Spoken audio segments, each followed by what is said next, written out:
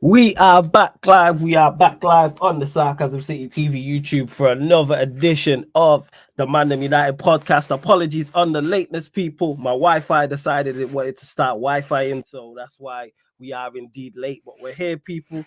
Like I said, ManDem United podcast talking all things Manchester United. How important is it for Manchester United to get top four? We'll be discussing that. Of course, we've got the Brentford game coming up tomorrow. Lisandro Martinez could be part of the squad against Brentford. I'm sure you lot will have plenty more questions as well. Big up my Don Lewis for the raid each and every time as well. But run up the likes, people. Hit the like button on the video. So important you do that. Hit that like button. Make sure you share this across all of the socials as well. That's me, Flawless, at Sarcasm City TV on Twitter and Instagram. Share across all the socials. Top of those two things, make sure you hit that subscribe button as well. Sarcasm City TV is so important. You lot do that so the algorithm be algorithming people. So we're only at 22 likes and there's over 40 people in here already. But big up everyone supporting as always, man. Love to you lot, man, each and every time. We do have a couple of the ManDem in the building as well. Rhino is here. Corey is here as well. What you man telling me? You man good? We're here, man. We're here, blood. Another Premier League weekend of football to look forward to, Manchester United, get in. Yeah, man. Yeah, man. You're here, man. In your voice, Rhino. I can hear the enthusiasm. Man. I'm more looking forward to the City Arsenal game, to be honest. That's gonna be good. That's gonna be good. That one is gonna be good still. Yeah. That's gonna be good. Corey, what are you telling me? You're on mute, fam. We got pause though. Yo, Corey in the building. Yo, yeah, it's just a sad day, innit? Sad day, looking. Just excited for the Ops playing, not even excited for our team. Just mad. Facts. So yeah.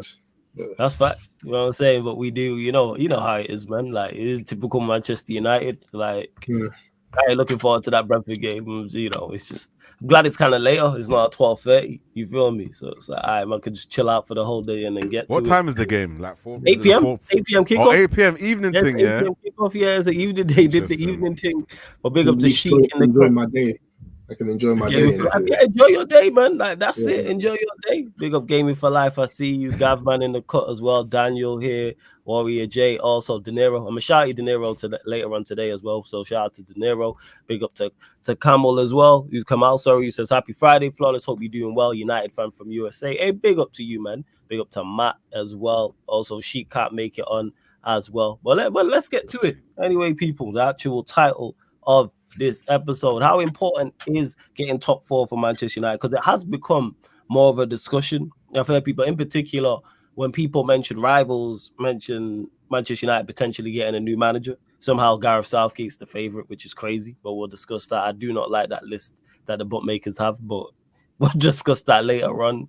But in regards to top four, of course, FA Cup as well. But people have said, oh, if Ten Hag gets top four, should he stay? Would that change your mind on it? Rhino, we'll go to you. Would that change your mind on it if we do indeed get top four? I would, if I had to give a straight answer, like, no, I don't think it would, because my thing is just, as Corey's even mentioned on the last show, and a lot of us have mentioned, it's just the direction we're going in. Like, if there was a clear change and vision into where we're going in terms of how we play, starting to see like a pattern of improvement, then yeah, I'll be all for it if it was to get top four, win a trophy, and start to see some direction. But maybe if he does get top four and he wins a trophy, that might buy him time in Ineos's eyes, innit? Because we don't know what their plan is. As much as they might do or don't do what we want them to do, we don't know their vision. So, yeah, man, I feel like it's important in the sense where it gives Ineos a bit more money to play with. It puts us in a better position next season in terms of like FFP and all of this stuff as well. But in regards to like Ten Hag himself, I don't think I would rather sink the ship, as I always say. Just sink the ship. Let us see how bad it is. Take off all the wallpaper. Let's see what's under. Let's see like the cracks and if there's any mold and all of that, and let's treat it. You feel me? And I'm saying blow the whole thing up, man. We just need to blow it up and start again. Yeah, literally. Blow up one of my guys is doing some work at my mum's crib, so I've just got that analogy in my head. You feel me? So yeah, man, we just need to just sink the ship and start again and just build a proper foundation and then see where we're going. But I don't know, man. It depends what people want. Top four is important for for the betterment of our club. How important is it for you? Like whether for me personally, Ten Hag or a new manager at the helm at the end of the do you think it's that important? Yeah. I feel like it's always going to be important if you support the club, innit? Right now, I just don't have no faith as to what we're fighting for with these amount of 11, 10, 12 games left. But for me, I just think, for the betterment of the club, it is important. But I don't know if we're going to get it. That's the thing. That's the only thing, No, that's fair. Same question to you, Corey. How important is top 4 and would it change your mind on Ten Hag? And how important is it for next season, whether it's Ten Hag in charge or somebody else? I don't think it's that important at all, to be honest. Like, for me, we made top 4 last season. We got a cup, like, albeit a Carabao. Now I'm looking at it like FA Cup, Carabao. There's not much difference in those 2 cups, in my personal opinion. First. So, like, once you've came third, won a Carabao Cup, the only way is up, and you should have been challenging, and you failed to done that. So with that, that's the end of that. You haven't progressed. If anything, you've made it. We was clear on top 4 during this time, clear, and now we're not. So if anything, you've regressed. So Absolutely. Where do we go from here? And you had less players as well. Not to mention, you had less players as well, and you made top 4 comfortable, and now you haven't. So, if you look into that, and then you look at, we've given you the season to actually develop your style of play by bringing in the players that you have wanted. I'm pretty sure majority of the fan base didn't want Mason Mount, but you did. You gave him the chance, albeit he's injured. You should have had your doctors and the people that you employed to have a look at that and make sure these situations doesn't occur. Then you got to look at, why are we in this position? We're not in this position because obviously we're in this position because of the players. The players haven't been performing. But then at the same time, you can't sit there and tell me that, even when the players play bad, just like Tottenham, when the players play bad, they still stick to their values, stick to the way they play, and try and make an attempt to actually win the game. Because I've watched Tottenham play poor, but because of their system, they've pulled it out of the bag, or they've gotten a draw. We don't even get draws; we just lose. So, we don't even get draws. We just this is the reality of the situation. I'm not convinced at all that if somehow we keep this guy till next season, I want to see a style of play from game one. Because now you've had a whole season with these people, and you're about to have pre-season with them. The last time you said some players didn't have pre-season, so they couldn't, like that was your reason the last time. Like, there shouldn't be a reason this season. You've got your players. Show me a style of play. If you cannot show me a style of play, why in the hell are you at my club? I'm not here for no vibes. I don't care about one FA Cup. Trust me when I say Man United have got enough of them. We have enough of them. Talk about we have enough. I'm not here for the little cups anymore. It has been too long since I've watched my team lift a major trophy, and we're at this stage where fans are restless. We want results, and if you are failing to give the results, and I'm not going to sit here and wait for another 10, 15 years of stinking football to pull out one Premier League. I need sustainability. I need this team to be the pinnacle. If you don't have the balls to do that and stick to your values, then don't be at my club. Man United is a big club. There's a lot of pressure coming into it, and for me right now, you are failing in all aspects in terms of style of play, keeping the right people, even looking at the right people at this stage. Because if you're looking at certain players coming to the club that I personally don't agree with, like, where do we go from here? But obviously, you're the manager and you get paid the big bucks to do this. So with that, I have to trust you, and I'm not going to sit here for another season and have this style of play. I'm not going to. It's not fair. That's fair. I fully, yeah, you are up to your eyeballs with it. You're not having it. I get that. Eddie's also in the building as well. Yes, family. What are you telling me? You good? I'm good, man. I'm good. I'm just listening to the gospel from these brothers. So I was tapped in, man. It was good to hear. Um, man, it's like at what point does this top four thing just stop becoming a conversation? Like, if we're being It's honest, still a conversation, though, Eddie. That's why when I was like, I all right, what we gonna understand. I title it? I'm like, yeah, understand. because people ask me Yeah. about it. Like in particular, rival fans ask like, oh, if you do indeed get top four, would that change your mind? Actually, that being said, I had Manchester United fans in the chat ask me this, and there's nothing wrong with the question. It's just that okay, let's actually have the conversation in regards to importance of it. Because to me, it's No, never. I hear you. It ain't Come on. you. It ain't you. Yeah. You feel me? It ain't you. It's just like we were at such a standard as a club to where this wasn't even a conversation. That's what I'm getting. Mm, Like us finishing in the top four was like seen as the basement.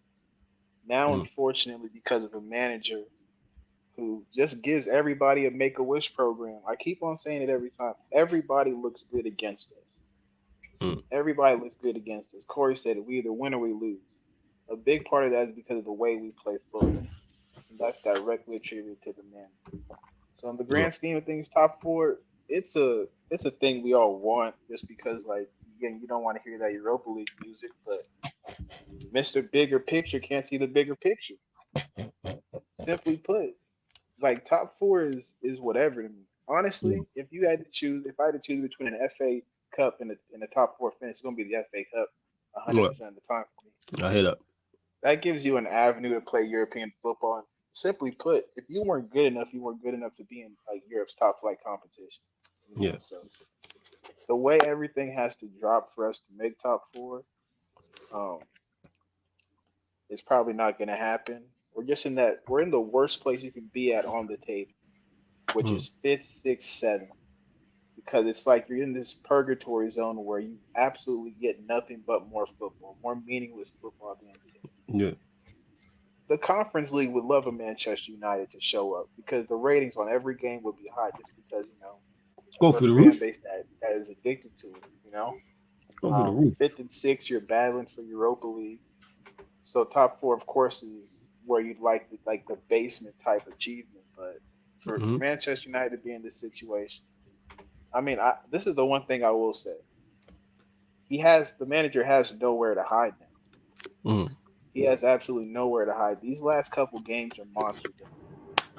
mm, So you'll see what he can do. We'll have our questions. I think it's kind of unfair because we've seen how many games worth of evidence that this guy can't cut it. But there's a yeah. certain segment of the fan base who's going to rely on these 10 games to continue that terrible decision they're making of backing this man. Mm-hmm. So at the end of the day, for me, bro, top four is irrelevant. Give me a FA Cup if you're really about that. But even if you give me the FA Cup, take the replica one on your way out the door. That way you have something to remind yourself what you did here at United. I guess you got to remember the good times, right? You can't remember all the losses this dude has given us. It's just, it's so tough, bro. And then, at the end of the day, um, the players do own some responsibility, of course, Talk but about it. Pardon me. he screwed that up too. He screwed that up too with his man Mm, management. So yeah. that's why top four is so irrelevant to me because there's so many issues above where we finish in the table that we have to deal with right now. So it's like that's why I kind of came off so flippant, like nonchalant about it. Cause I'm just like, bro, that's the least of our problems. Top four. Yeah.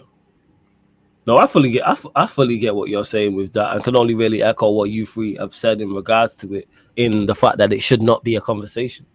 I've said this never once entering a season have I stated and gone, oh yeah, top four, like it's not even on the goal list. It's not even something I look at. It's not even an achievement I look for. It's definitely not an accolade. Like, let me just clarify that and get that very, very clear. It's far from an accolade. Like, it's nothing to be celebrated. We are not, this is not, like, if Villa get it, fully to be celebrated. And that's no disrespect to Villa. If they finish top four this season, that's a huge achievement for them. If a Brighton were to do it, that's a huge achievement for them. Newcastle did it last season, huge achievement. For us, it should just be mandatory. What we like, whether Manchester United are nowhere near the level we want to be at. Corey mentioned it. We all want Manchester United challenging for major trophies, but it shouldn't be to the point where, oh yeah, top 4 is something like, oh yeah, the manager finished top 4.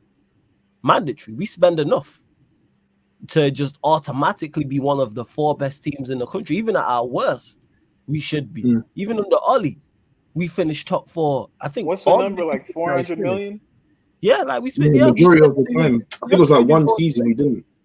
Yeah, it's like one season. I think it's one season he didn't. I think his actual 2 or 3 full seasons, however many it was, he actually finished in the top 4. One of them, remember, he got sacked. We wouldn't have finished in the top 4 with him, but that's my point. Even with him at the helm, and as bad as we were, and all the mess off the pitch, and people want to make excuses for that. So does it change anything? No, because it doesn't make me forget about how bad we've been all season long, and how bad the results have been, and how bad the performances have been. And in particular, we talk about top 4 to get into the Champions League, how bad our Champions League campaign was. Straight up embarrassing.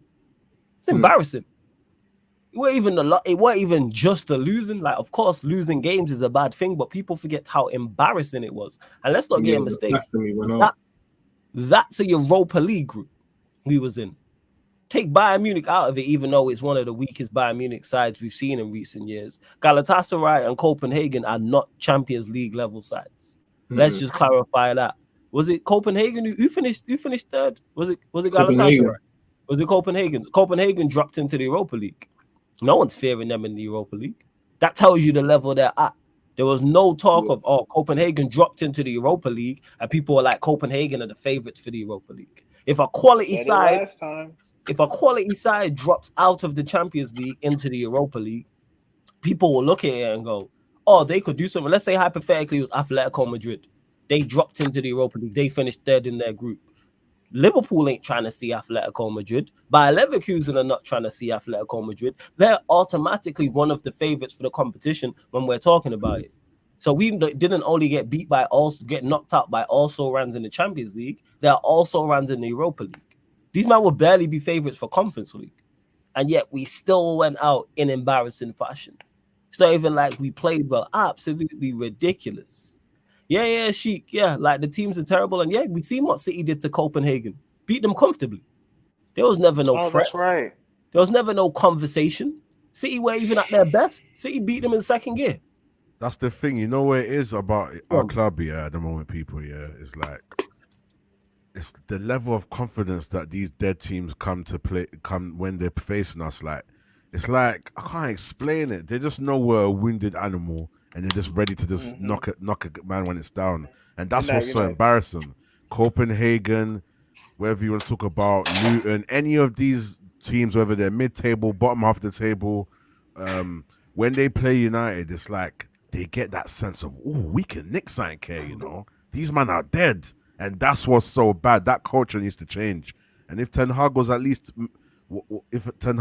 did half of his job to just, give us what we got last season, like Old Trafford was a fortress, we had some defensive stability, and there was a bit of fear of, these guys are good at defending, a bit like what Arsenal have now.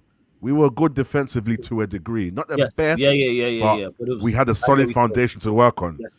So right now, what fundamentals do we have now? We have nothing. We don't know how we're going to play when we're turning up to these games. And the worst thing about it is the level of confidence that any team has playing us. They know that we're weak mentally, so they just capitalize on that. Like when you walk in a room and you can just feel that you feel like the power, you feel like the boss in the room. That's what every club that comes to Old Trafford feels like. They feel that, they sense that blood, they smell blood. Like you said, they have that air of confidence that, we can get something here. If we just they don't even match these men with effort. If we just put in effort and we just run hard, word to Eddie, if we just try hard, these men will cave under the pressure. And we've seen that many, many times this season and the Champions League is a prime example of that, is the teams didn't play well against us. They just put in effort and was like, we're never 2-0 up against Copenhagen. Rashford gets sent off, and we just handed Copenhagen the initiative when Copenhagen did everything in their power to give us that game, because they were awful in that first half. Horrendous. It was not a hostile environment. They weren't flying into tackles. We was comfortable. And I say all that about the Champions League to remind people this is now the top 4 that people want to get back into. Some people with the same manager and the same team. just to clarify, it's not for me. It doesn't change anything. If we happen to get there, of course, I'd be like, yeah, all well and good, because that throws the new manager, if we do have one, right into the fire pit. We know, and money, we know exactly where he stands. Like, oh, you're under pressure already, depending on whatever group you get. It'll be interesting to see how he navigates it. But does it change anything? No. Should it change Ten Hag's fortunes? No. Could it? Maybe, because we don't know about Ineos and we have no previous from them in regards to this type of situation. Automatically, I would assume that they would want their own manager, but who knows? Because I don't like the list. Because shout out to Lee Gunner when I did the show on his channel, shout out Saeed and Northside as well, and he was running down the list of managers, and Gareth Southgate's favorite with the bookmakers. It's like, what? I can't believe it. Go on, Eddie. I just can't believe it though. I seriously can't believe it. Like, that's, I think it might, hear me out on this one, right? Yeah, go on, fam. Land. We might be like so secretive, because remember, United News just used to be what was going on in the upper room, right? Like, people always knew what we were doing. Maybe we're just at a point now with these media sites are just throwing stick on the wall, and that Southgate's name has been tossed around a bunch of times so far where people really start to believe it.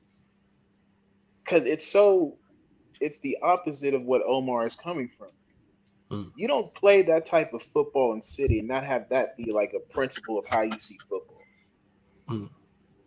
Like, the way that City view football is honestly football, damn near close to football in like its purest form today. Right? So you bring a Southgate into that equation, he can't even compute what's going on the pitch. If people have seen him manage, he hasn't won anything. Yeah. The biggest indictment was that loss to that Italy team who can't even qualify for the World Cup in Europe at Wembley. In your crib, you let them dudes bump. There were some bums, bro. You just call it how we see it. Especially when compared to your team, you let that team come in and dictate play. You got to open. What did Shaw score in like the first 5 minutes, something like that? Yeah, it was early on when he scored. Yeah, it was early on. And you couldn't figure out a way to bring that home? That speaks volumes. So then we go toss you into the Manchester United fray and think you can compete. Man, miss me with all that. But that's just me pulling out hope. Until I see him with the scarf on the table next to Radcliffe, I'm sure he'll be there for the pictures. I'm not trying to hear it. I'm really not, bro. I just got to keep the faith. But like we've said on multiple times, with any of us, we still don't know. We don't know. And to Sam who says this, flawless Southgate being the bookmaker's favorite means nothing. The odds at this point mean that lots of people are staking money on it. No, it means something. It definitely, because normally they get it right. Manchester United, to my knowledge, have never appointed a manager and it's been out of the blue. Now, yes, it is under Ineos, so we don't know and we are in the unknown, but there's something to it. Do I believe personally we go and get Southgate? No. But do I believe we are looking in that direction? Man, if we get Southgate. Yeah, I genuinely believe, like, don't get mistaken. The bookmakers have not put We're him. Still having this conversation. Like, think about how easily news gets squashed. Like, this is peak, Yeah. We might have to start, bro. Because we gotta have it. You know what? Because I didn't take it serious until Lee Gunner said to me, "Yeah, he's favorite for the job." I was like, "What do you mean he's favorite for the job?" Yeah, he's favorite for the job, and Graham Potter's second. The list is awful. By the way, we will be a laughing stock. The list is horrendous. Yo, the list is. I was looking at the list. Let me try and find the list. Hold up, 1 second. If Southgate becomes manager, I'm not going to any more games. Yeah, it'll be the end of that. Yeah. So, right. I don't even want to think about it. So, right, I'm looking here now. So you got Southgate. Obviously, it varies in regards to which bookmakers, but you got Southgate, Potter, Tuchel, Ruben Amorim, Lopetegui, De Zerbi, Flick, Zidane. Like that. That's like 1, 2, 3, 4, 5, 6. That's like 7. That's like the top 7. I think that list is horrific. I'm not gonna lie. That list is horrific. Like Potter, Tuchel, Potter, like as the 3 is horrible. Amorim, cool. Lopetegui, no. De Zerbi, Flick, and he's like 7th. And then you got like Zidane, Thomas Frank, Ariola, Inzaghi. Yo, this list is horrible. They need to pull some. Hey, Ineos, you on the clock with this. Anyhow, they go and get, even if they go get Potter, I'd be like, nah, you lot are taking liberties. You lot, there's no way. And they say, oh, just what they say, they serve you to Bayern. Basically, where's that come from? Because I know obviously it seems that Alonso's going to be staying at Leverkusen. Yeah, go on, Corey. Say what you're going to say. No, I'm just saying that it's not real. Like I've actually mentally blocked like the whole situation. I've mentally blocked it because like they couldn't do such a thing. Like there's something that's so controversial. They and Ineos have just come in. They could not do that. Their first big thing is getting rid of Ten Hag and bringing in Southgate. No way. You couldn't tell me they would do something like that. No way. It's not real. They couldn't. Like, bro, it's mad. I don't trust these people. I hear you, Corey, but I don't trust them. I don't trust them. You know why? Because they willing to do work with the Glazers. Like, do you not think one of them man have just said, like, this is a bit mad, you know, that you sure you don't want to do this? Like, do you not think, like, do you not think someone's just said it's that? A bit crazy. It's a bit mad. It's a bit no. Are we really doing this? Like, just a little like think about it. Like, you sure? Like, we're gonna get in trouble. Southgate will have no clue, you know. Yeah, it's not real, bro. It is, yeah. Yeah, go on, right? I don't know, man. Like, I just talking about it is just making me sick, bro. Gareth Southgate, like, for England, he's so appalling, and obviously, there's a lot of people that are still, you know, protecting him and saying, "Oh, but look at where England were before and all of that." But, bro, like, look at Man United and look at Southgate. It's like putting a toddler in an F1 car. Like, this is crazy, bro. That's a wild analogy, bro. That's a wild analogy, bro. It's facts, though. Bro, that's how scared this is peak, you know, bro. This car, bro. ManDem, nah. Bro, this thing needs to get squashed ASAP. Because I think if this actually happens, which I don't think it will anyway, but, bro, like, how many times do we say a team's going to smoke another team comfortably? Like, Liverpool are going to go and give us smoke and then we squeeze the draw. I know it's different, like, scenarios and stuff, but, bro, Gareth Southgate to Man United, bro, I think the fan base will lose it. It will go crazy. I can't see... Do you think there's any people that actually agree in it, like that actually believe that he should come? Oh, don't get mistaken. I was saying this. Was this yesterday? Yeah, it was yesterday actually. When who was I chatting to? No. It was Tuesday when I was talking to. Shout out to Rants. I was on Rants' channel talking about this. Do I believe there's any Manchester United fans who are with it now currently? No. However, if it happens, will there be a portion of the fan base that get on board? Yes, because there's a portion of this fan base that will get on board with any decision this club make. Name something apart from Glazers out. What decision, so whether that's manager or player, is the fan base universally 100% on? There's still a portion of this fan base who believe Oli was good enough. There's still a portion of this fan base who believe Ten Hag is good enough. There's still a portion of this fan base who believe Mason Mount is good enough. There's still a portion of this fan base who believe Scott McTominay deserves a new deal. There's still a portion of this fan base that believe Bruno Fernandes is the guy to take us forward. There's still a portion of this fan base that believes we can get a tune out of Maguire. You see the point I'm making? A portion of our fan base will get with anything because it's Manchester United. Like, that's what it is. Because of what they like, forget the message, because it's the right messenger, they're with it. It's like people who just listen to like their parents or their partner just because it's their parents or because it's their partner, rather than actually what they're saying. Like, forget the messenger. What is the message? And Mount's a prime example. Everybody was against it. When we thought he was going Liverpool, it was all jokes and laughs. And Merseyside Mount and, you know, Liverpool Labrador, and everyone was running bants. Then when we was linked to him, all of a sudden it was a good deal. And Ten Hag knew what he was doing and was going to get a tune out of him. And I was wrong, and you and Rhino and Corey and Eddie and others who spoke about this were wrong for criticizing the deal. And he got here and everybody's like, right, it's not worked for him. No shit. Like I said, let me just clarify this, just to clarify. Samson, I see you in the chat as well. I genuinely don't think it happens. Let me just clarify that again. I don't think we hire Southgate. However, anybody who is willing to work with the Glazers, I have doubts over. I'm sorry. Anyone who's willing to work with them, I have my doubts over. So if we do it, would I be super shocked? No, because I have no evidence to suggest anything different.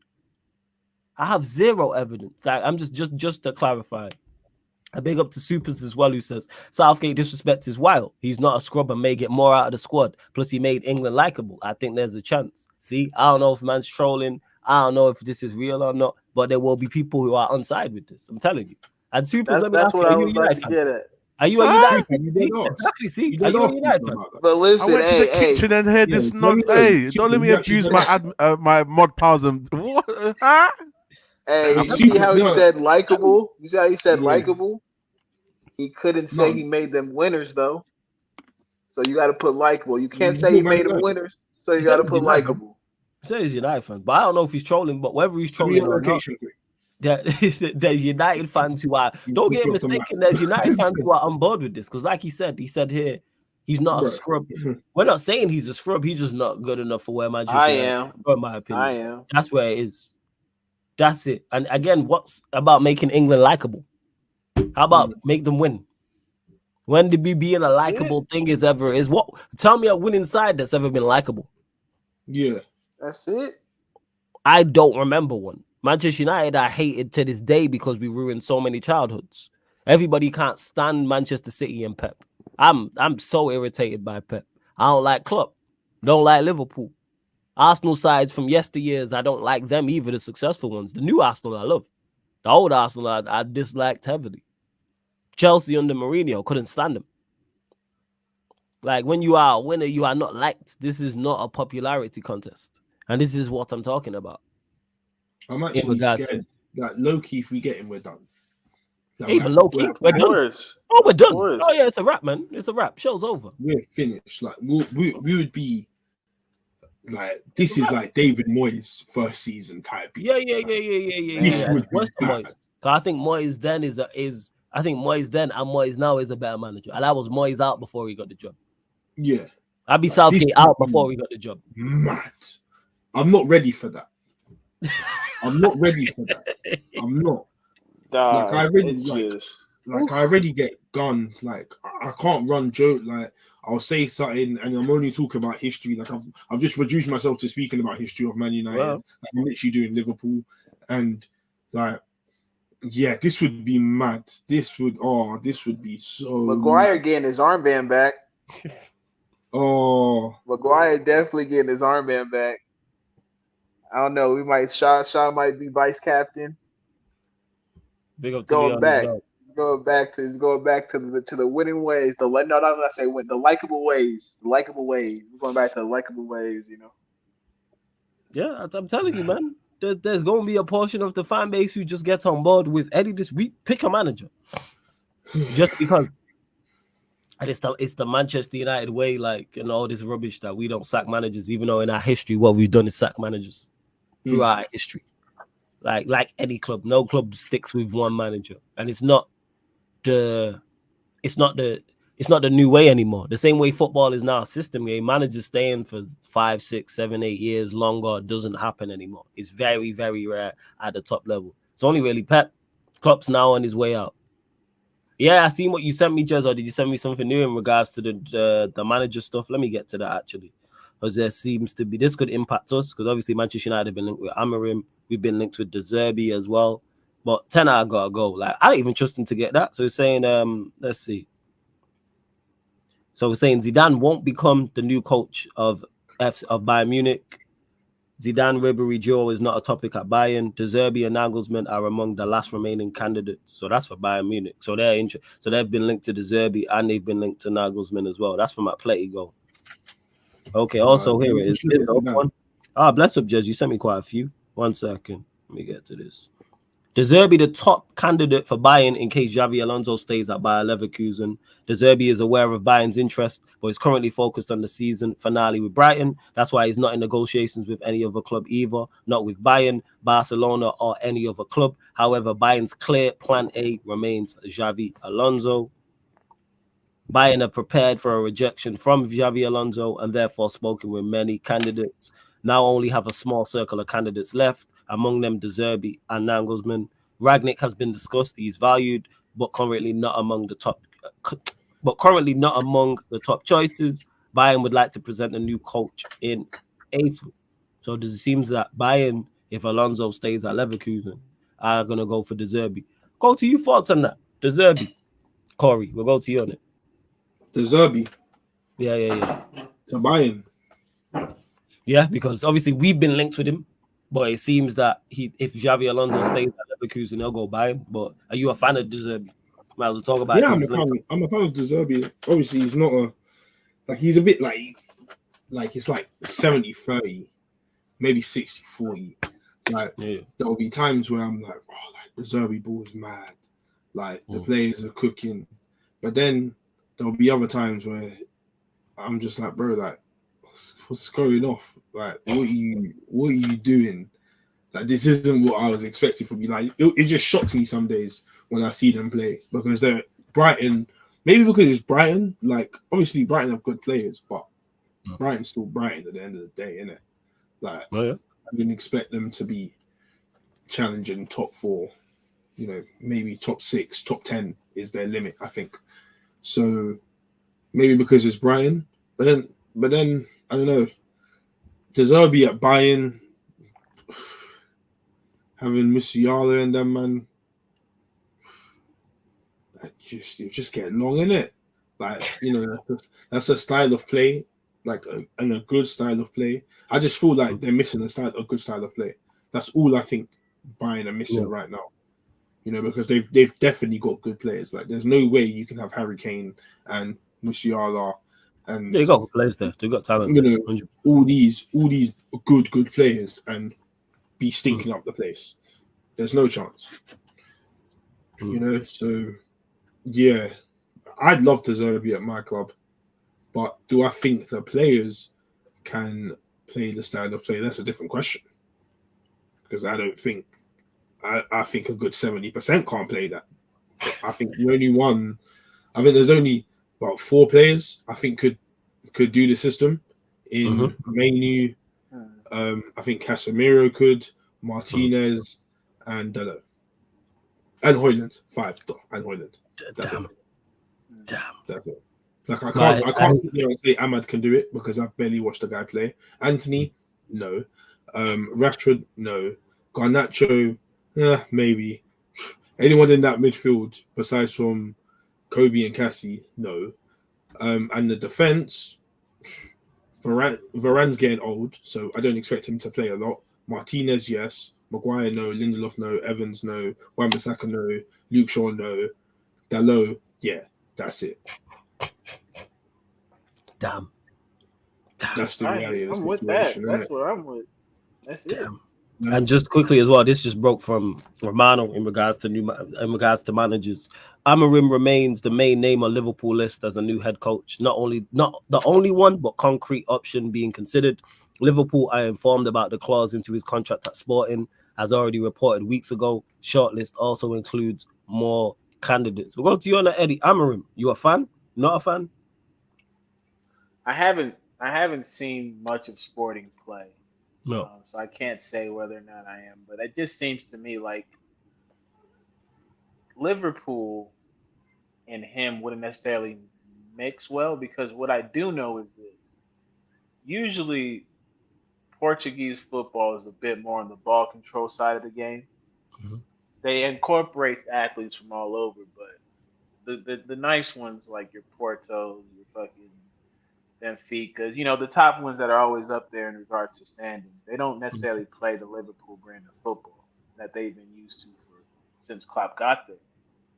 So at least I think I would to that point though, I think they have more players that can suit this style, but it's interesting as to what they're gonna be after Klopp, because that's the thing.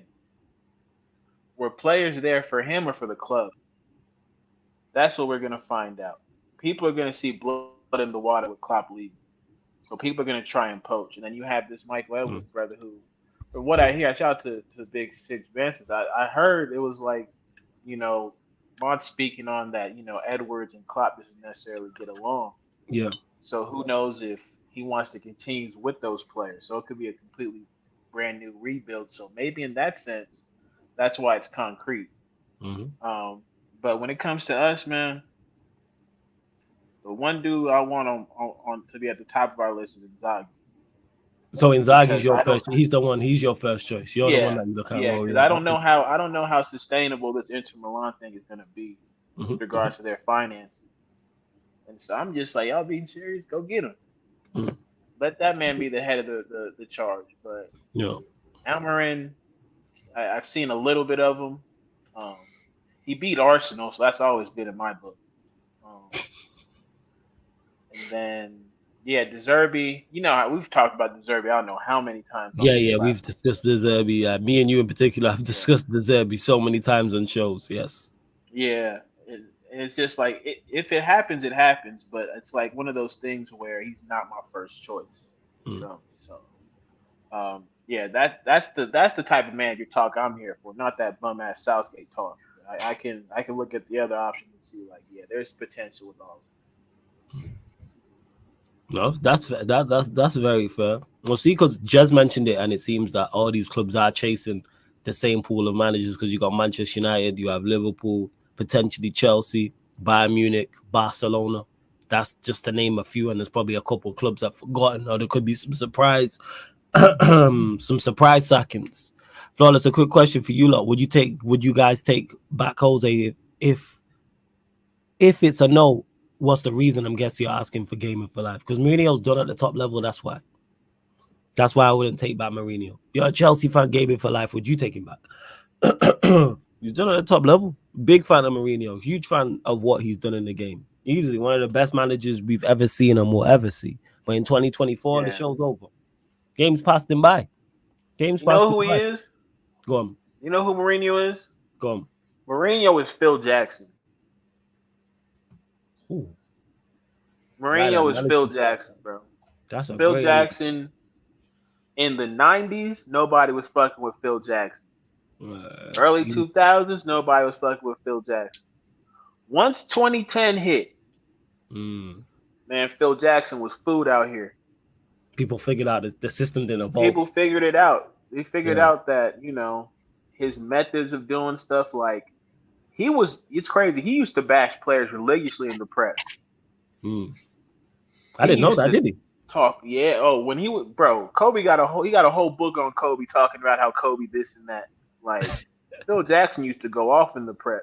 Yeah. And he dominated though. So that's why people are like, I bet you, even today, people are like, yeah, if you put Phil Jackson out there, I bet you he gets you something. Yeah. Not knowing that Phil Jackson's way of seeing the game is so archaic because the game is shifted. Yeah, it's different now to how it was in the 90s and the early 2000s. It's different now. Yeah. So I get what you're saying. I fully get what you're saying. To be honest with you, it's 50-50 because the question was, would he start some of the youngsters? That's why I'm more worried about him, but I would take him back. No, exactly. Like, he's just not it anymore. Like, that's just legit it. As much as I'm a fan of Mourinho, it's a wrap. Like, the show's been over for him at the highest level. And he still managed, yeah, absolutely. And still compete. Without doubt, but at the highest level, no. Now, me and Lex have discussed this many times on the Yardman show because he's a huge fan of Mourinho. You take him at Liverpool now, like with Klopp leaving. I'm like, yeah, I hope you go and get him because you will not be successful with him. Well, no one ain't hiring Mourinho. No top clubs hiring him. That's it. Big up to De Niro. Says, do you guys see United bringing in a manager that has won things elsewhere but under the radar, similar to how Tottenham did? That would be the smart move. Yes. Will we make that smart move? That's the big question, De Niro. I don't know. I've said verbatim, don't bring a manager who has won nothing. Have something on your Barada now. You've got Barada now. Like, this is what my man is meant to be doing. Like, the next manager that comes, as I told you, I'm heavily on Barada because you can't be showing what you're on, and then the first signing you get is Southgate. That's just not happening. We're not having that. So that means City was glad to let you go. That's what that means to me. If you making them type of decisions, City wanted you out the house. Yeah. What was you really doing at City? Because you must have not been doing much. You must have not listening. You must have not even been in the room. You must have been going getting the coffees and them thing there, because there's no way in hell you can sign Southgate as your first manager. No chance. It's not real. Getting A's on the group project didn't do a damn thing with it though. Yeah. No. It's not. It's not happening. That's why I've got faith for this because we've got Barada. Have faith for me? Is this because That's why? Yeah, because I was obviously I didn't even. I'll be honest. I didn't know about Barada till we left C. I didn't do no research on my man. Didn't even know what he was on. So everyone was messaging me, telling me Barada. Yeah, man, Barada. Trust me. Like if you know ball, you know what Barada's on. I'm like, all right, cool, bet. Like that's cool. Let me see this now. Let me see what my man's really, really on. Yeah. And the first thing you want to deliver to me is Southgate. Oh no, bro. No. We ain't doing this. I hate you. We ain't doing this. We ain't doing that. For real. Without doubt. I hear you. I like that.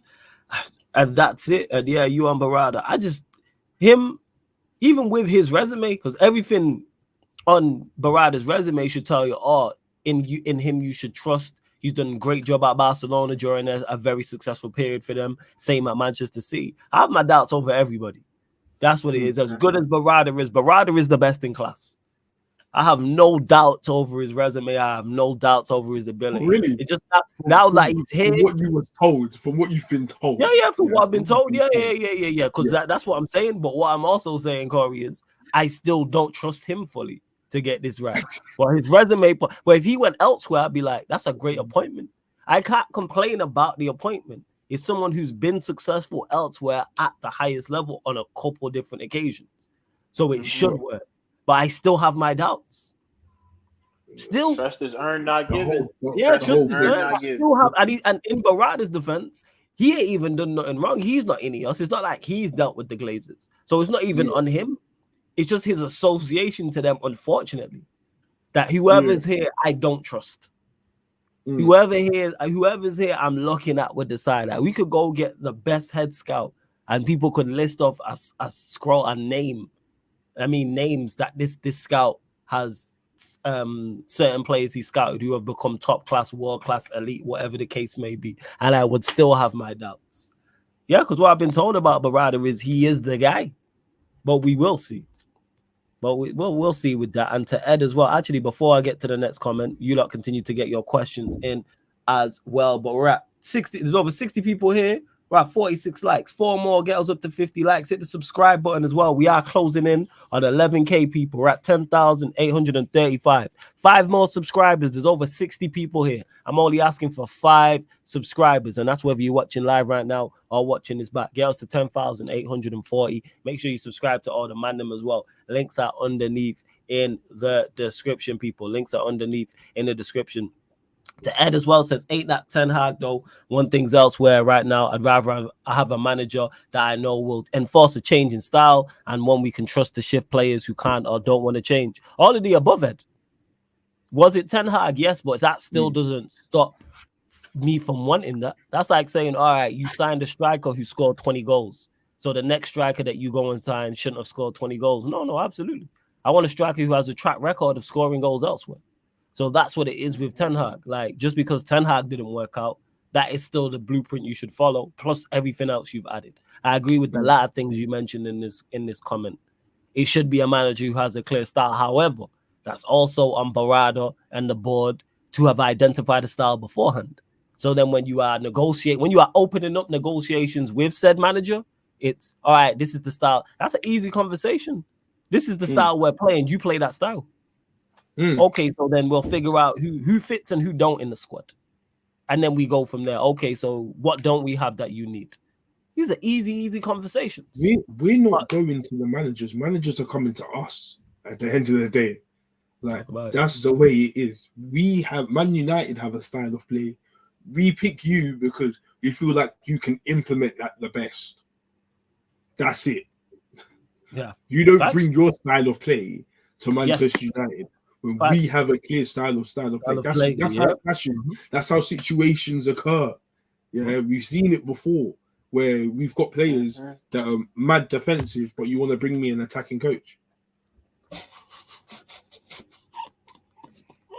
Where do we go from here? Like, that's a recipe to fail. Do you know what I mean? So, but then, like, I understand why they're bringing all of these random coaches because, we actually don't have a style of play. So yeah, we don't. You know, Yeah. we're in limbo land right now. So whoever comes, we just follow that. Yes. And then another manager will leave, and then we follow that one. Right. And now we've just got random players. This is how it starts. Yeah, now we've just got random players, right?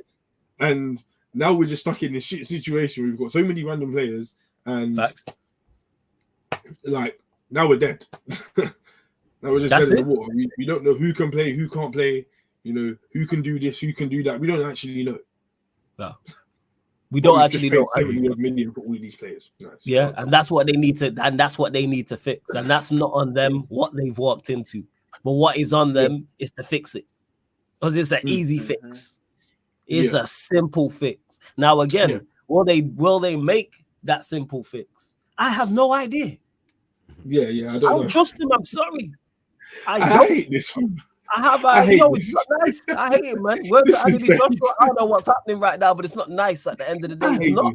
I hate this. I have so little faith in the people to do the basics.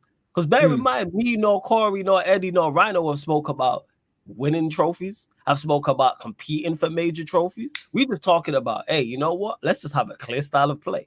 You know, just the basics. Like if it's a restaurant, you should know, all right, what type of food are we making? Is it Caribbean? Is it Chinese? Is it Italian? Like, what type of restaurant are we? You know what I'm saying? Man's going in there just not knowing what foods are going to be on the menu today. Like, man's thinking, raw Chinese today.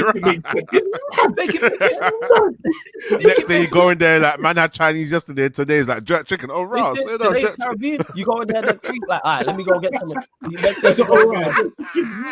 Next time you go in there the next week and it's like, oh, it's not jerk chicken. It's I love that analogy. I love that. Man. What do you mean it's Italian? Yeah, man, it's pasta. You know what I'm saying? And pizza. What do you mean it's Italian?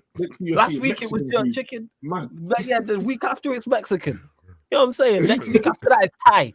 Like, you know what? How about we just settle with what exactly we are? What would you even call the restaurant? What would the restaurant be called? Just a question mark. Just a question mark. I don't know if Manchester United want to get in the restaurant business. We can't keep the chicken cooked big, so might chill on that one. But that's the point I'm making, Eddie, is we don't know. We are a shop and you don't know what we are. We are a restaurant and you don't know what we are. Oh, this restaurant's fire. What type of food is it? We have no idea. And bear in mind, in the restaurant, fire, but we don't know what we're gonna get. Yeah, sometimes that's an accident. It depends who the chef is that day. Depends who the chef is that day. It may be fire, it may not be, and that's legit what it is. Do you know what the worst one is? Sometimes when the food's fire, we enjoy it, but then the aftermath, the belly you get after is like, we will sow the dream. Like, right, the food look leng. How's man getting a bellyache after that? That's mad. That's it. Like we don't even. Yeah, serious. And the thing is, we don't. Bear in mind, in the restaurant analogy, we ain't even spoken about the food being good. I'm just saying, what are you? Are you a Caribbean restaurant? Is it Chinese? Is it Italian? Is it Thai? Is it Mexican? Let us know what Manchester United actually are. Are we a tiki-taka team? Are we a heavy pressing side? Are we a counter-attacking team? Is it possession-based? Is it tiki-taka? Pick a style. Right, that's where we're at. Bear in mind, we haven't mentioned being successful. We have not even mentioned winning football matches. We haven't mentioned competing for major honors. We haven't mentioned winning. Basics, and we're sat here like, shit, I don't even know if you man can do that. I have heavy doubts. Do I personally think anything changes? No, I've said this. I genuinely don't, and I hope I'm wrong, but I just don't see it. Is anyone willing to work with the Glazers? I'm looking at like, you don't want what's best for the football club. I'm sorry. I'm sorry. I find it tough to believe. We can only hope there's like a barrier between them and the footballing decisions. Yes, we can only hope. Again, hope, Eddie. Because we live in hope. Oh yeah, of course. Shout out to Coach Carter. We hopeful, dog. That's all we got. You feel me? Like, because again, no other group has ever had 25% stake in United. So that's what makes this situation a bit unique.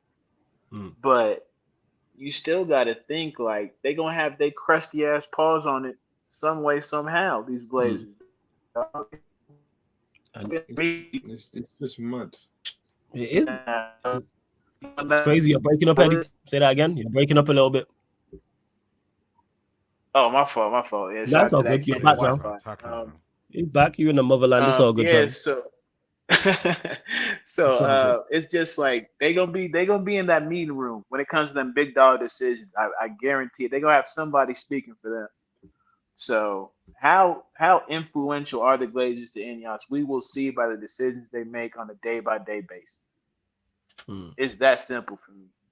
Like that's why the trust is they again. It's the theme of this one's gonna be trust is earned, not given, because all we can do is just sit by idly and watch.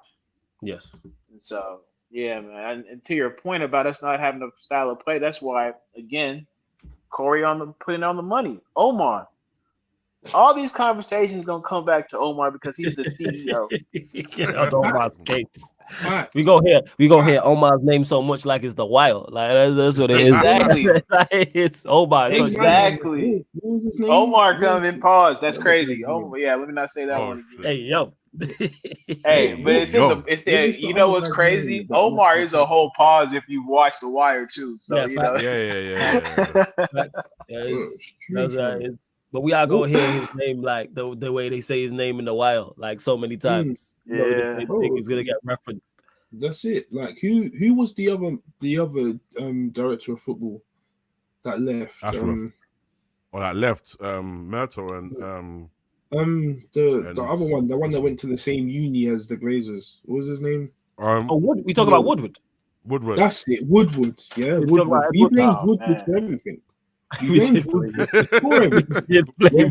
got everything. Anything that went wrong is back on Woodward. We're on. We need results. Yeah, it's the same thing, bro. It's the same thing. Like you are basically in the same position that he was in. So anything, like I'm just gonna keep the same energy. I'm keeping the same energy, and unfortunately, you have a bigger resume. So I've got more expectations from you. That's it. That's the truth of the matter. So go and do your thing, do your job, and if you don't do your job, I'm on you. No, that's true. And just to answer Dundada's point, shout out to my OG Dundada. Like even if he brings in Ashworth, you understand this is a chain of command. Yes. He's the CEO. Omar is the head honcho. Anything that Ashworth does is a reflection on Omar. So the Bucks always gonna stop at Omar. He was the first one appointed. He's to make this entire club in the image that Ineos sees fit. That's his job. So I'm just saying you can put Ashford in the equation, but Omar got an answer too. Omar's the final answer. If you ask for sure. Yeah, he signs them off. He signs them off. What? Like he'll come to them with the queries. If he says no, then it's just not happening. When you have that power, like bro, use it properly. Yeah. Man, you're right, without doubt, like 110%. And to big up to Supers, just get to a few questions you lot have been asking. If it's Ten Hag, suicide, or open midfield, or Southgate, I'd rather the latter. Did we watch the same season? I want either. Let me just clarify that. Yeah. Like, I don't want Ten Hag here. I don't want Southgate here. Both absolutely horrendous options, and neither of them should be in charge. Barada and Ashraf should decide. Yeah, Barada and Ashworth should decide the manager's future. The thing is, we don't even have a DOF yet. That ties into what Corey and Eddie were just talking about. Is that's also on Barada to go and get the correct DOF. And I'm looking at whoever the DOF is. I'm looking at you too. It's on the DOF. Whoever you are, whether it's Ashworth, whether it's somebody else, I'm looking at you. And depending on your resume, is how much we are looking at you, without doubt. But yes, you got a big job to do. The DOF. Very, very big job to do. The last person I can be on is Radcliffe. He's the last person I can be on because, like, at the end of the day, actually, nah, I've got to be on Radcliffe too. I'll be real because he's brought in. Bro, it's a chain of command. It's a chain of command because you brought in Barada, but you still have your input. You still have your say. Yeah, you still have impact. Because if it goes well, you'll get praise. So unless he has no control, and if it's that, in regards to he's just the name with the money. He'll have some control, but we do need a DOF. You've allowed this stuff to happen to my club. Yeah, we definitely need a DOF, and I believe they will hire a DOF. It's just a question of what. And Jesus says, how big are the possibilities right now of Ten Hag staying? Again, I don't put anything past this regime. Could he stay? I'm yes. In particular, if we win the FA Cup and finish top 4, could he stay? Yes. Do I think he'll stay? No, I think they've already made their decision and they've not really come out and strongly backed him and said, yes, he's our guy. So, plus we probably won't win the FA Cup and I don't think we'll finish in the top 4 and that will be the nail in the coffin. They're the two things that people are holding on to. That, if he does either of those two things or both, then maybe. But I don't see it whatsoever.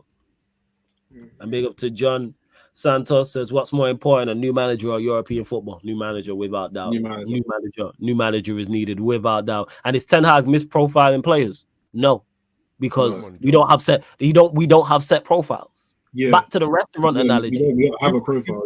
Yeah. You've hired a Caribbean chef and have him cooking up risotto. You know what I'm saying? Like, what are we doing out here? Like, what are we doing? I think to a degree, he does, though. I don't think he doesn't know how to identify profiles. He just gets a man that works hard and thinks, I'm going to put him here. Yeah. He don't know about attributes. So personally, he's in the wrong. He doesn't know what he's meant to be cooking. Yeah. And on top of that, he doesn't even know which ingredient is what. Still, so we're so I can't say he's misprofiling players when there's no set profile. Yeah, you just bring it into the restaurant analogy. You just bring it in chefs. Mad. You just bring it in chefs. No idea what these chefs do, what they need to be successful. You just bring it in chefs, man. As a bad boy Mexican, you know what I'm saying, can cook Mexican food, and you got him doing fish and chips. You know what I'm saying? What happens when you have money? What happens when you have money? Just wasting it. Like, just happily wasting it. It's not that deep. It is what it is. I'll make a couple M's later. Like, this is what's going off. That's it. And in regards to this, with the Dan Ashworth situation, because I presume we're still trying to get him from Newcastle. I heard there's some news about this. Apparently, we're at stalemate. Is that I think we're at stalemate. Yeah, that's what's happening. Like, there's no one's trying to budge, basically. That's fair. If we're having negotiations, we've all spoken about wanting Manchester United to be tougher in negotiations and have a price point and stick to it. And that stands for not just playing staff, but also staff in the hierarchy, board members and things of this nature. So who's refusing to pay the 20 million to Newcastle, Ineos or the Glazers? I'm presuming it's Ineos because they're a part of the footballing side. Footballing, That's what I would think. If they've said 20 million, we don't want to pay 20 million and there's a stalemate. Now, eventually there needs to be, we're going to either pay the money for Ashworth or move on and get the second option. But I'm unsure. I don't know. Do you want Ashworth for this, or you, man? Are you guys I'm not. Ashworth is not. I look at his resume. I don't go, I'm banging down the door to get Ashworth. I think he's done a decent job at Newcastle, but he's not. He's not. I wish Corey was here for this one. He's not like Omar Barada in regards to his resume. His resume is nothing special. Yeah. It's not like he's been at a big club in Europe and has brought through some ballers. You don't have I think he's done a good job. That's it. Yeah. But I would prefer a better DOF. I want a DOF with a deeper resume. If we're talking about Dan Ashworth saying his resume is not the deepest. I don't care about these resumes, bro. You're not fucking about resumes. Go on. So who do you want? Do you want Ashworth? Because that's what we're talking about in regards to the stalemate. Listen, I want whoever Barada wants. I want whoever Barada wants. I love that. I love it. Yeah, I want to give you the platform to do whatever the hell you want to do. You do it. You choose. Yeah, I have no say in it. I'm not gonna back. I'm not gonna say upset. Nothing. You do whatever the hell you want to do, and if it doesn't work, I'm on you. That's it. That's it. I'm on you, bro. That's it. Do whatever the hell you want. I'll give you the money. Take the money. Go overpay if you want to. Underpay if you want. Do whatever you want. Catch Omar slipping at the bodega. Without his shotgun on him.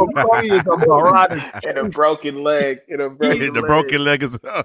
He is on Barada's case. Corey is like, Barada, get whatever you need to do to be successful. This is on you. I'm giving you it. If you fail to deliver for me, why should I be on you? Why should I not? I'll look back and be like, well, you've asked for this. I haven't batted an eye. I've signed this off for you. I've signed this off for you. I've signed this. I've kept on signing, and you've kept on asking. I've been giving you it, and now you haven't done it, and now you're gonna come back to me and go, I didn't expect so and so to do. Brother, you bought him. You bought him. You bought him. You overpaid, or you underpaid, or you done whatever you need to do, bro. Yeah. Like, that's it. Deliver. It's facts. It's like, It's Now, literally at every business, and every business Right. is crazy. Every business, you look at the ownership. Even let's take a small business, for example. Or you running a chicken shop like y'all got out there. Mm. If the chicken shop ain't running right, you're going to look at the manager, of course. But you're also going to look at the ownership for why you put this dude in here in the first place. Yeah, that's true. It's that simple. It's that simple. So you can call Ashworth the manager, director of football in a smaller scale, right? I get what you're saying. If it doesn't go well for Ashford, yeah, that's on Ashford. But it's also on Omar for misjudging what Ashford could accomplish in this position. Because like we've been saying, his claim to glory is the Brighton model that he set up and is working the FA from what I've read. Those are two things that really give him the foot through the door for a lot of people.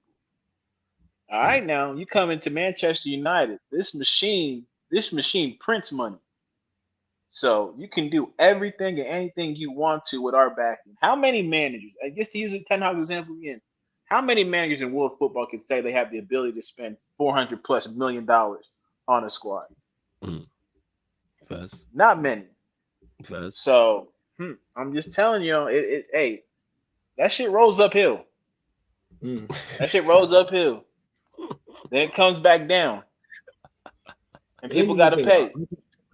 I just want to be like, I'm tired of the 2 seasons later, manager leaves and says, I didn't get this, I didn't get that, I asked for this player, I didn't get him, we didn't sign this person off.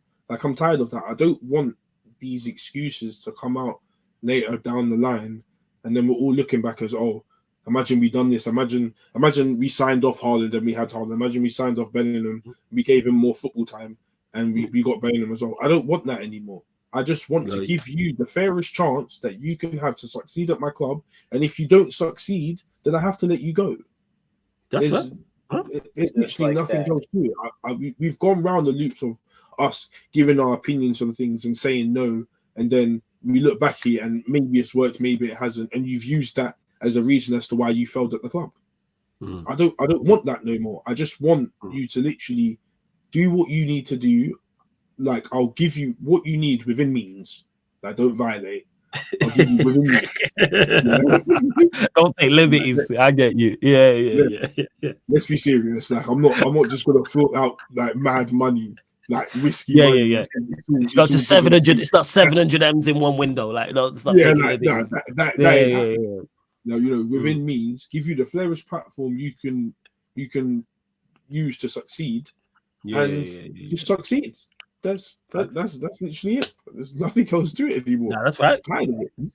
Now you spot on. You spot on with that. And to Veli says this, guys, we're not moving away from Dan Ashworth now. Ornstein already said United are willing to wait for him. That's cool.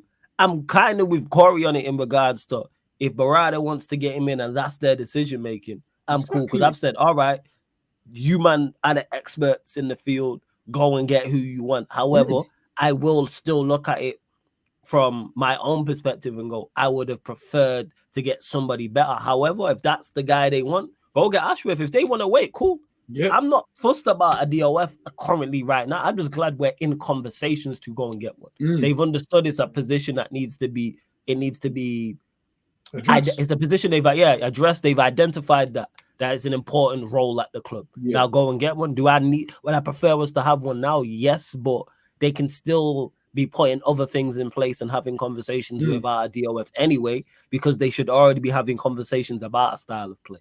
They should already be having conversations about what restaurant are we? Before we go and get the man, what restaurant are we? What is the plan? They shouldn't be, all right, we're waiting for the DOF then to have these conversations. No, Omar Barada and others should already, and whoever they're keeping should be having these type of conversations. If Ashworth's their guy, cool, I've said it. His resume is decent to the point where I go, okay, let's give him a shot and an opportunity to do what needs to be done. And this is a side note, but I just call you Abdi because I don't want to butcher your name. Says Madrid will destroy everyone in the Champions League this year. I'm Madrid this year in the Champions League. You must beat Manchester City. I'm with you. I am Real Madrid in the Champions League this year. I want you to win the competition. Make sure you knock Real out Manchester United. City. Make sure It's you Real knock out United. Arsenal, and we good. You lot saved us a couple years ago when you won the league. I mean, won the Champions League. Please do it again. I am with you. A la Madrid, man. I'm with you fully. No dispute about that whatsoever. You must. So Madison, who says, "Nah, flawless. We can't wait. We're almost in summer. It's calm. As long as we get it done April, May times. As long as it's done before the end of the season, I have no issue. I have zero issue as long as it's done. These things do take time. If they're saying Ashworth is the guy, I have to give them opportunity to go and get Ashworth. Yeah. But we'll see. Go and get the DOF. So I don't think there's a rush like that. Now, if come the end of the season we don't have one, then I'll be concerned. Because we got so Ashford much. even said he's leaving too. Oh, did Ashworth definitely say he's leaving? Okay. I think he said that in the past. I think I've heard that as well. Yeah. Yeah. These things ain't always gonna be easy and plain sailing. So if they decide, even if they hire someone, they can't come to officially work by July the 1st. So I know gaming for life. I wouldn't take Tuchel, just to clarify. No, I'm not a Tuchel fan. Let me just clarify this. I don't want any manager who's previously worked in the Premier League or is currently working in the Premier League. The only exception to that is Carlo Ancelotti. Let me just clarify that again for anyone watching, listening, whatever the case may be. I don't want any manager who is currently working in the Premier League. And I don't want any manager who has previously worked here, apart from Ancelotti. That's the only exception to that rule. No Tuchel, no Mourinho, De Zerbi, who else? Gary O'Neill, Potter. Anyone, Potter, the list goes on. No. You know what I'm saying? Absolutely not. And Southgate is a big no-no. Absolutely not. I'm good on that. Let's see what else you are saying in the chat. Continue to run up the likes as well. Smash Make sure you them. run up the Smash likes. it. Run up the likes. Make sure you hit the subscribe button. And this Taz, you are spot on. United need a 16 out of 10 transfer window and a new manager. Hey, word to the legend Ryan. And you know what? Here he is. By the way, can I just say the two girls below us are looking 16 out of 10s today, both of them. Right, big up the panel. I told as for. Is there why? No, wheel that one. Wheel it. By the way, can I just say the two girls below us are looking 16 out of 10s today, both of them. Right, big up the panel. I told as for. No. Damn, son. Oh my God, son. Was the bottom right one Yaz? Yeah, that's Jan. Yeah. The bottom right one was Jan. That's Yeah. Yancy. Big up, I haven't seen her in ages as well. Big up Yancy. Nah, she's good. She's good. I spoke to her yesterday. She's good. Big up Yancy. Bro, I swear that, I've never seen chicken so dry, like no flavor, no sauce, no swag. Like, do you know what it is? I think the biggest fail for me, Corey, is the execution. It's such a failure, man. The execution is so poor. Like, why 16? Why 16? Can somebody tell me why 16? Like, he thought you were saying the mad thing. You did. After you said he's thinking, and then just. You need to get the thank you. The net movement. That type shit. That's tough. That's tough. That's exactly that's tough. I'm Jesus, looking, yo, that'd be rolling, yo. Hey, people, you gonna tired of seeing that clip. That clip is hilarious. Every time, yo. Shout out of context, Sarcasm City TV, and shout out to Tom Little for putting the edit on it with the sounds. Big up Tom. And the fact that 16 out of 10 Tom is now Little, big. bro. Tom Little put the sound effect on it. For those that haven't seen the Back Again pod, go watch it because that's when Ryan got hooked. Yeah. Like it was hilarious. So yes. What Froze, have you got the other one? Have you got the other clip? I've not got part 1 on here. No, that's part 2. I've not got the first part though. Yeah, I've not. But I've not. I was like, let me upload this because people keep mentioning 16 out of 10 all the time. So look at Corey's face. I love seeing people's first impression of it. Foolish is just saying that, like, bro. He just had to keep it pushing. He couldn't even. I had to keep it stepping. You know what I'm saying? I was like, yo, this guy, man, he really thought he was eating. That's the funniest shit. Hey, Corey, Don Dada's on you. You said Ryan's got more Riz than you. Bro, listen. Yeah, I have no Riz. I'm a one woman man, and I'm you're one woman man. Yeah, exactly. But that's why you got Riz. You know what I'm saying? Yeah. Because you are a one woman guy. That's what it is. FBMA, Yeah, man. Black Man Association. Faithful Black Man Association, man. Black men don't cheat. Big them up 10 times, man. 10 times, 16 times. 16 times. Yeah, but you know what it is though? Times. Me personally, I feel like Riz can be. You can have different contexts of Riz, and it's just your swag and your source, isn't it? Maybe not necessarily moving to someone like new, but just your aura and that the way you present yourself and that. It's all Riz as well. You know what I'm saying? Exactly. To maintain relationship, you need a bit of Riz. You need a bit of sauce. You know what I'm saying? Like I say, you lot gonna get tired of seeing that clip because every time I see it, that clip, it's funny as fuck. Yeah. And it's like 3 years old. I know that's the best thing is seeing people's first impression of it. Yeah. That's mad. Like, he thought he was saying the mad thing. That's what makes me laugh. He thought, He thought he was the guy. Like, yo, I'm eating. All that was missing was him just doing this. Yeah, that's it. That's it. Like, that's all that was missing from my man. Word, bro. Come on, man. The Birdman hand rub would have said the it Birdman hand rub. Yeah, bro. That's all that was missing. He had waves doing it like this.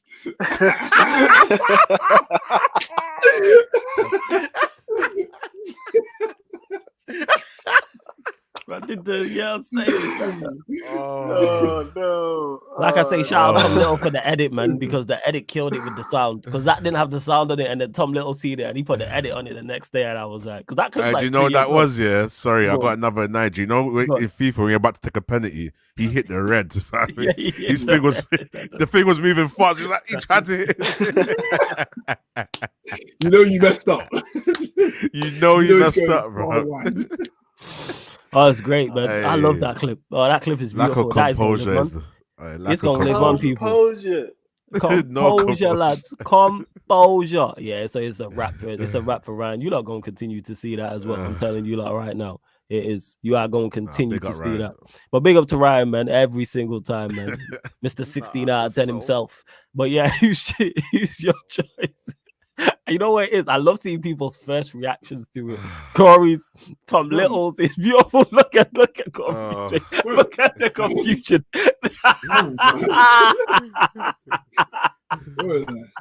The silence was the silence is great. Yo. The silence is great. Oh, it's beautiful, bro. It's beautiful. I'd hate to be in that situation. Yeah, but it was peak for man, didn't it? It was peak. Just always chatting rubbish. Like, you say something like you'd have the whole chef to sit through. Hey, the girl was bad, man. Because if they could have said anything, that's what made it worse. They would have just said, shut up or whatever. But they just tired of it. If they said shut up, like, yeah, it would have been better than just dead air. Like, it's just the dead air, the black expression. Like, who you think to shut up? Like, change up the situation. Like, who you trying to violate? Like, to come with an aggressive thing. But man, they just done the. It's so hilarious. And like, you know what it is as well, like if there was sound waves for like his breathing and everything, it must have been just the waves.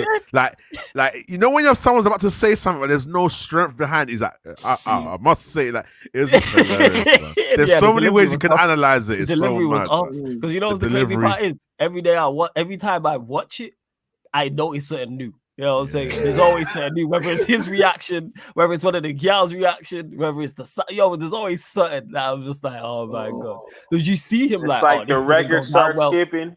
Yes, the record starts skipping. That's what it watch his face. Like. When he realizes and it dawns on him that he's getting no feedback. Watch his face. Like that's the. And do you know what's so mad as well? Yeah, I feel like when he processed in his mind that he's about to say it, he knew it was a risk, but he couldn't hack it. He just had to say it. He was like, I'm going to shoot the shot. I'm going to shoot. All right, bet. Who spoke first after that? Did you speak to like... Yeah, I spoke first. Look, you saved him. You saved him. That's the homie. That's the real one right there. That's the real one right there. Don't let him drown. 16 out of 10s today, both of them. All right, big up the panel. As for... Yeah, you saved him. Lewis is a real one. You saved him. He said that life rap out.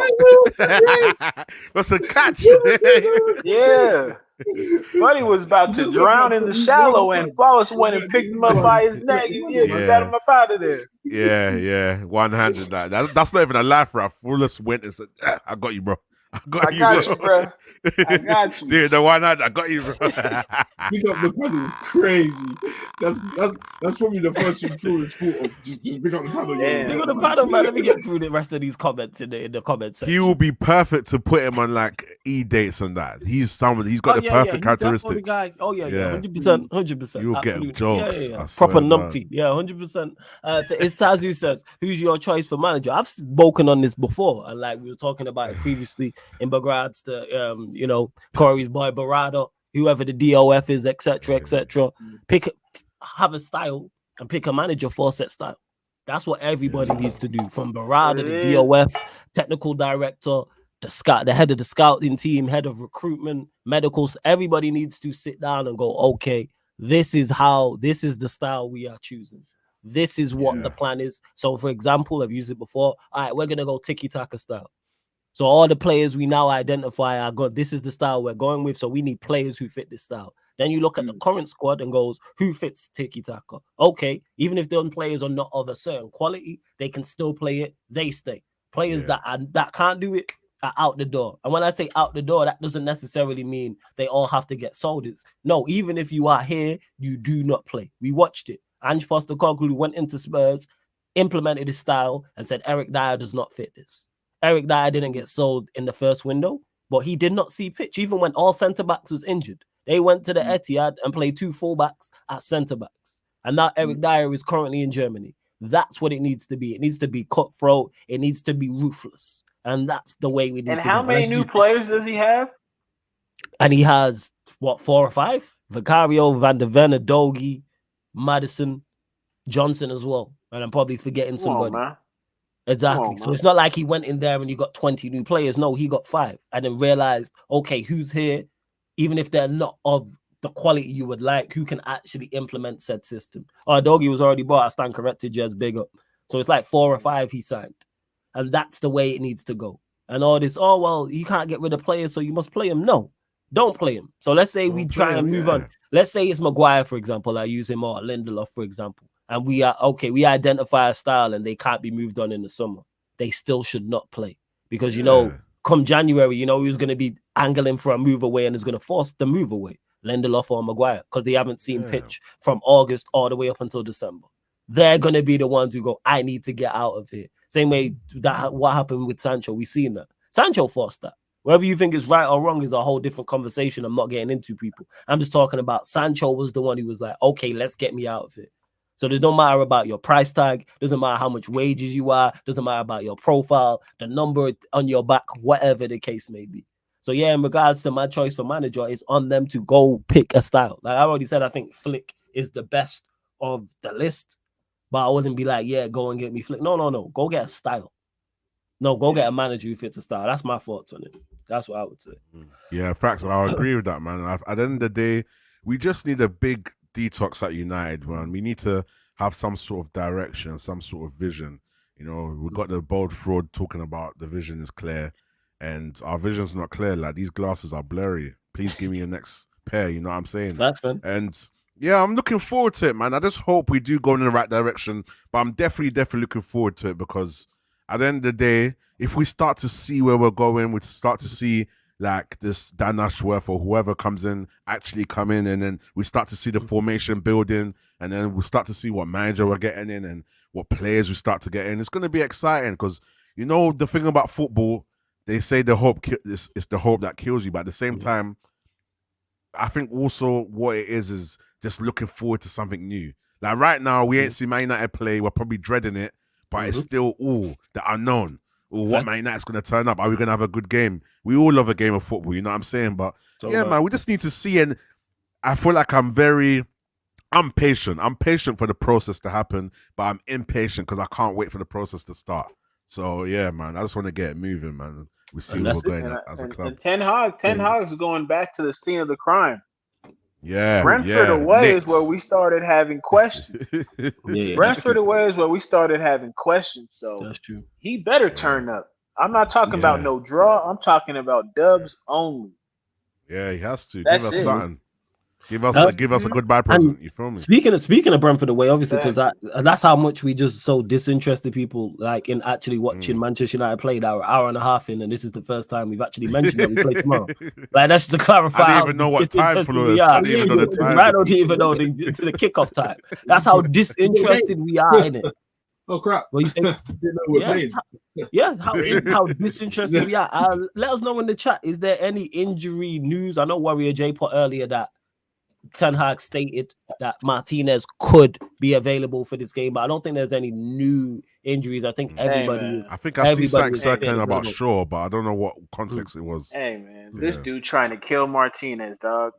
Yeah, bro. Let the boy. He trying to kill might as well save him Martinez. for the rest of till next season, bro. Let him just chill. There's man. no need, man. The guy had what, a foot injury? Yeah, man. Now it's a knee off, injury. Yeah. Come on, bro. He got to chill. He got to chill, dog. Bake Especially off, with the man. type of football we play.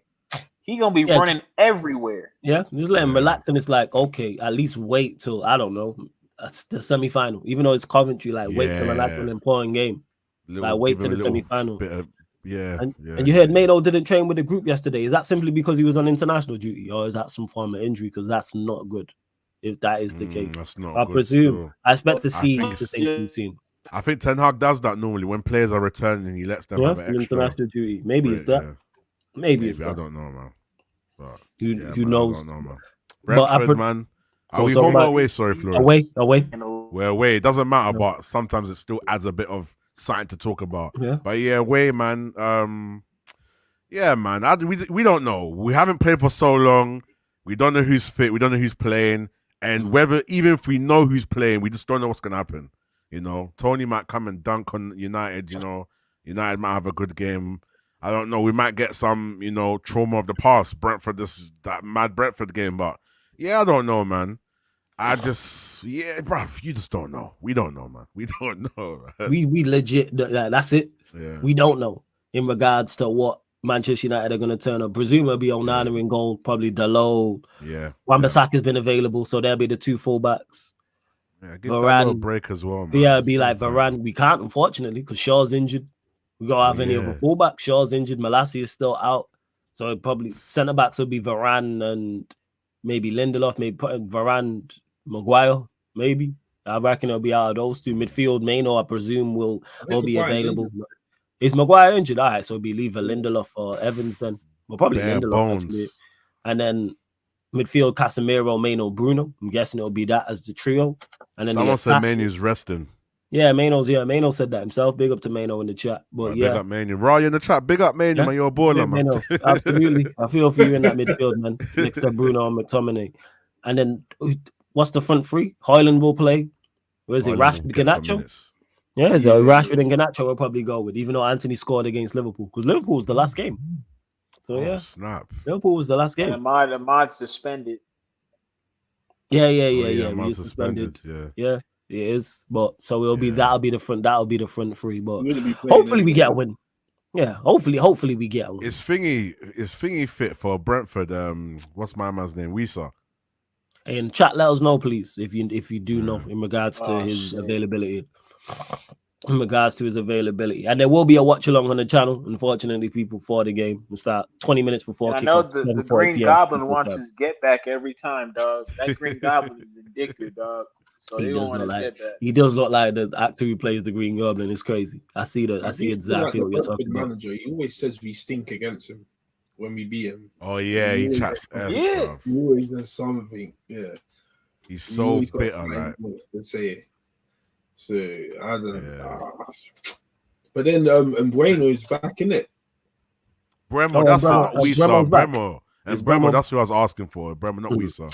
Yeah. Yeah, Bremo's kind of cold. That goddamn him and Tony hamster. Yeah, bro. Yeah. Well, yeah, Brentford have been in.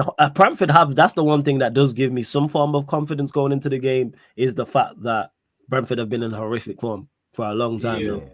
I don't think they've won. I think they've won one game all year. They even won 0 games in the Premier League or one game like the entire calendar year. But so was like Fulham when we played them, and then they just came and toasted. Yeah, Fulham's away record. I think they won one away game all season long, and then they came and beat us at OT. So you never know.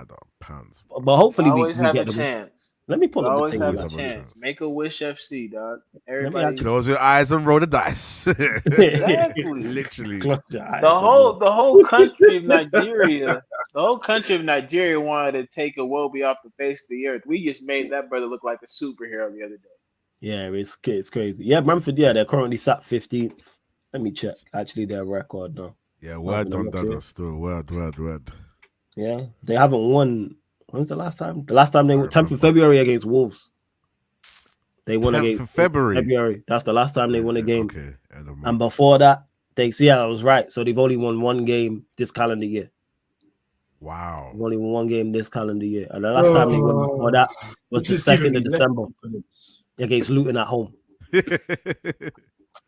What that their form's so bad. Their form has been horrific. They have been. That's why they went. And they're going to be scrapping because they are in a relegation dogfight. They are because they're Brentford, currently. how did they fall off so mad? They bro? are because they are 15 Tony, currently. Yeah, I think Tony. Tony not being there to start the season. Yeah, because they're only 5 points above relegation now. Only 5 points.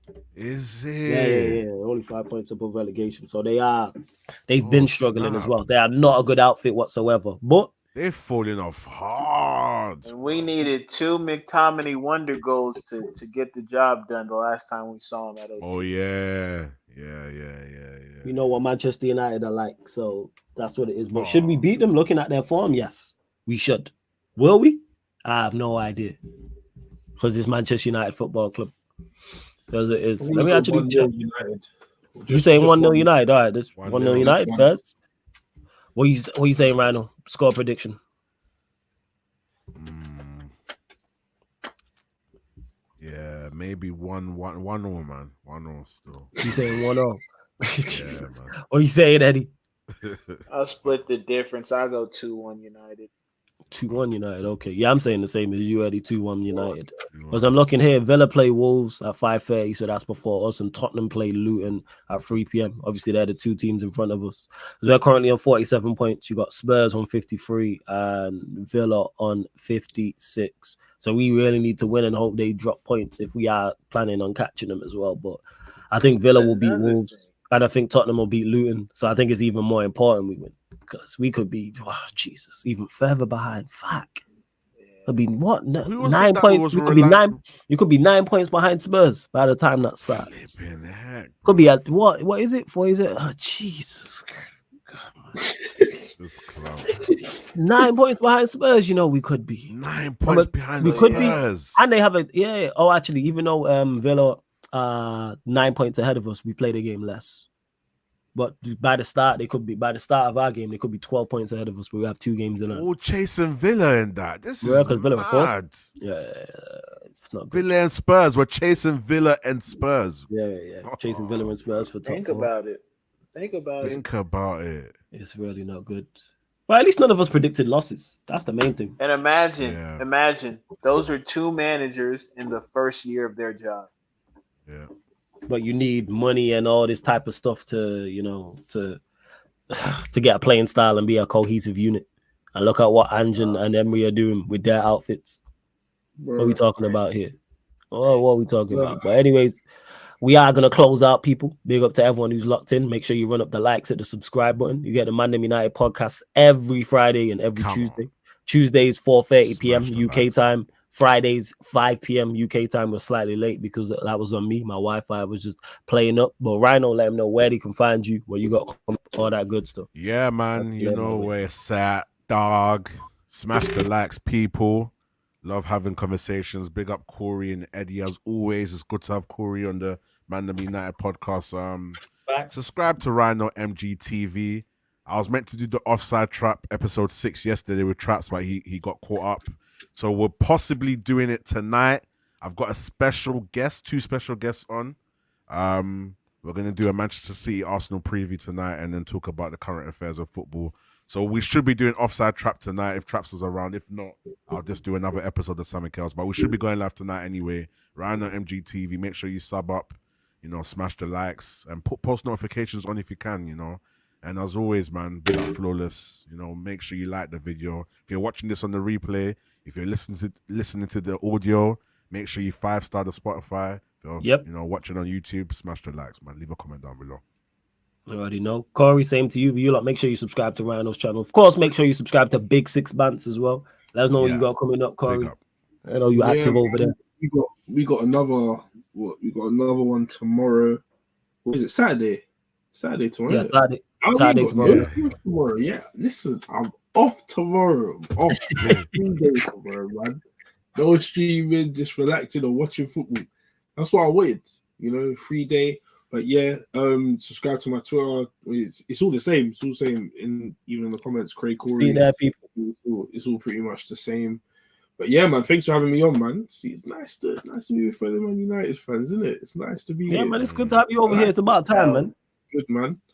Yeah, man, thank you. It's about time. Eddie, anything you want to add, fam? Shout out to Chris. Shout out to what I'm saying, Chris. I was saying shout out. I'm talking to my boy over here. That's crazy. Nah, man. Shout out to Corey. Shout out to Rhino. Shout out to Wallace. Hey, we moving like Chris, Snoop, and Marlo when it comes to this Omar brother. So we better be on point, dog. We better be on point. We see you in the bodega with the honey nut Cheerios. Just be aware. Be aware. You feel me? But appreciate the love every time, y'all.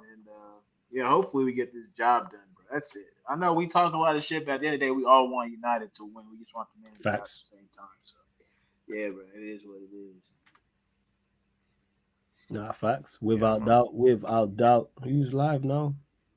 He's still live. That game's almost done. I was going to redirect to Steve, but yeah, make sure you subscribe to all the ManDem people. Make sure you do that. Subscribe to all of the ManDem. We'll be back maybe tonight on the channel. You may get the United Liverpool show. Keep a lookout. You may get a playback watch along. Again, keep a lookout. Unsure on those two. You'll definitely get something on the gaming channel, though, people. Just make sure you're following at That's Me Flawless at Sarcasm City TV on our socials, and you'll see it. Make sure you're also subscribed to the Sarcasm City TV gaming YouTube. Make sure you're following the playback, and then you will get notified. So make sure, especially if you're NBA head with the playoffs starting very, very soon, that I can't wait for. So obviously we'll be just doing regular season games up until the point, seeing where teams finish more importantly in the Western Conference, because no one don't really care about the East. So yeah, that's what we're on, people. Rhino already mentioned it. We are available on all audio platforms as well. Spotify, iTunes, SoundCloud, wherever you listen to podcasts. Type in Sarcasm City TV, people, and all these shows on the channel will pop up, people. Oh yeah, that man's still alive, so I will redirect over to Steve because they're doing a game there, so that's what I will do. But yes, love to everyone who has locked in, man. Thoroughly enjoying these shows. Great to get Corey on here. Hey, if Omar Barada can bring acquisitions the same way I can to Sarcasm City TV, guess what? We're in a much better place. Manchester United. Let's go. So love to everyone that's locked in. Just put Sarcasm City TV raid. No, just put Sarcasm City raid in Steve's comments. But this has been the ManDem United podcast live on the Sarcasm City TV YouTube. Thank you very much for tuning in.